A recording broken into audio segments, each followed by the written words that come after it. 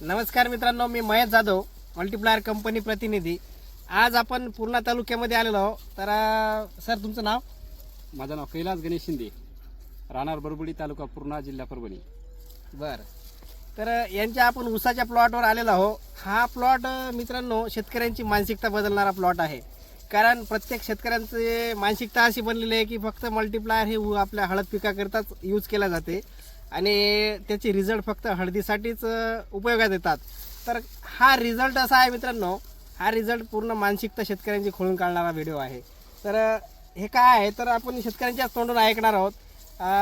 तुम्ही जे आपलं किती एकरचं क्षेत्र आहे ऊसाचं? तर माझं या 2 एकरचं क्षेत्र आहे। हां, मी नोव्हेंबर महिन्यात 25 तारखेला लागवड केली। नोव्हेंबर 25ला लागवड झालेली आहे। बरं, तर तुमचं जे आहे नोव्हेंबरची लागवड आहे, तर याला तुम्ही रासायनिक खतं किती दिली आतापर्यंत?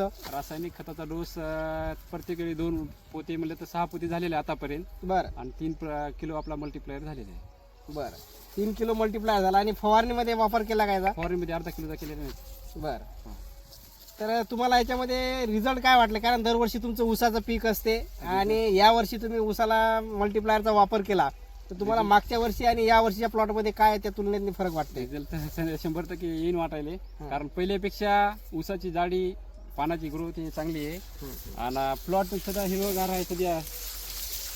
तर मित्रांनो आपण बघू शकता यांच्या प्लॉटची ग्रीनरी, पानाची साईज आणि फुटव्यांची संख्या जर बघितली तर जबरदस्त आहे। तुम्ही बघू शकता पानाची जाडी जबरदस्त आहे, हिरवीगार पानं आहेत आणि फुटवे जर बघितले तर फुटवे भरपूर संख्येत निघालेले आहेत।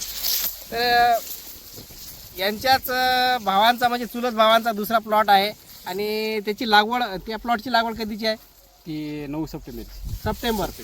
बघा मित्रांनो, यांच्या प्लॉटपेक्षा लेट लागवड आहे, तरी सुद्धा त्या प्लॉटची आणि या प्लॉटची जर तुलना केली आपण तर तुमच्या लक्षात येईल ही सप्टेंबरमधली लागवड आहे ना?